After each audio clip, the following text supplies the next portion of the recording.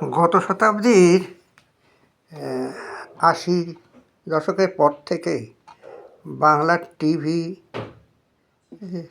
বাংলা বিনোদন শিল্পের, বিশেষ করে টিভি সিরিয়াল, অভিনেতা অভিনেত্রীরা,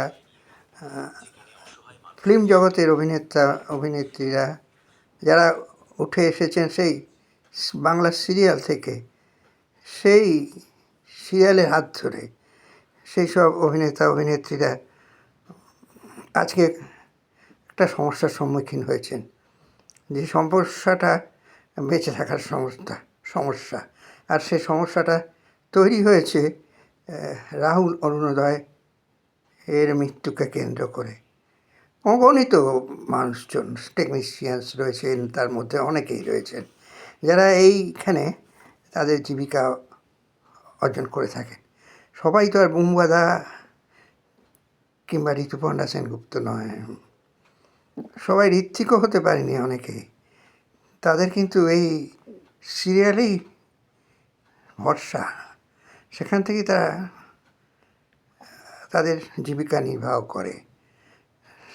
সেখানে সিনেমা যারা অভিনয় করছেন বা যারা নাটক যাত্রা যেখানে অভিনয় করছেন, কলাকুশলী যারাই, টেকনিশিয়ান যারাই যা কাজ করছেন এই শিল্প জগতে, বিনোদন শিল্প জগতে, সবাই যে তাবড় তাবড় অভিনেতা হয়েছেন সিনেমায় বা থিয়েটারে, তা তো নয়, বা যাত্রায়, তা তো নয়। তাদের তো এই টালিগঞ্জ ইন্ডাস্ট্রি, টলিউডে থাকছেন, তাদের জীবিকা নির্বাচন শিল্পীর সিরিয়াল নিয়ে, সিরিয়ালের উপর নির্ভর করে। তা সেইখানে একটা ডিসিশান নেওয়া হলো লীনা গঙ্গোপাধ্যায়ের সব যে সিরিয়াল বয়কট করা। সেখানে যটা সিরিয়ালই চলুক না কেন সব বয়কট করা। আর প্রথমে তো খুবই ভুল ডিসিশান নিয়েছিল এই আর্টিস্ট ফোরাম এবং আরও যারা ডাইরেক্টার্স গিল্ড যারা রয়েছেন, টেকনিশিয়ানস, তারা প্রথমত একটা ভুল সিদ্ধান্ত নিয়েছিলেন যে কর্মবিরতি।